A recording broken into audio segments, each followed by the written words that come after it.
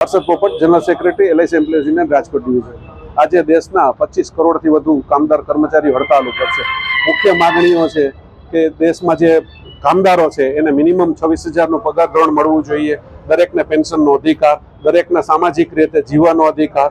એક તરફ જે મૂડી જઈ રહી છે એને અમે સખત વખોડીએ છીએ, કારણ કે નીતિન ગડકરી સાહેબે ગઈકાલે જ સ્ટેટમેન્ટ 2 દિવસ પહેલા સ્ટેટમેન્ટ આપ્યું કે પૈસા એક તરફ જઈ રહ્યા છે, ગરીબો વધુ ગરીબ થઈ રહ્યા છે। તો એનો અમે સરકારને ધ્યાન દોરવા માંગીએ છીએ કે તમારી નીતિઓ એવું બનાવો કે મધ્યમ વર્ગ અને ગરીબ વર્ગને વધુ સારી રીતે આગળ લઈ જઈ શકે। અલ્ટિમેટલી જે દેશનો મોટો વર્ગ છે એ જો સુખી હશે તો જ અલ્ટિમેટલી દેશ સુખી કહેવાશે।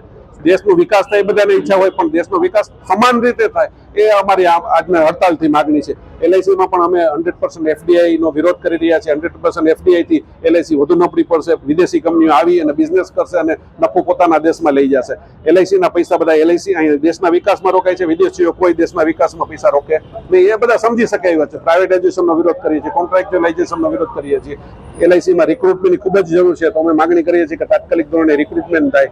GST જે ઇન્સ્યોરન્સ પ્રીમિયમ ઉપર લગાડવામાં આવી રહ્યું છે એનો અમે વિરોધ કરીએ છીએ, કારણ કે નાનો પોલિસી હોલ્ડર છે, નાનો છે અમારો LICનો પોલિસી, એને GST કોઈ પણ સંજોગોમાં પોસાય નહીં। પોતાની મહામૂલી બચતો રોકતો હોય, ઇન્સ્યોરન્સનું તો અમારો પ્રોમિસનું વેચાણ છે, એના ઉપર GST કોઈ પણ સંજોગોમાં હોવાનું છે, એટલે એ પણ અમારી ડિમાન્ડ છે। અને પેન્શન જે જૂની પેન્શન સ્કીમ જે અમારી 1995ની પેન્શન સ્કીમ છે એ દરેકને મળવી જોઈએ, એ પણ અમારી માગણી છે।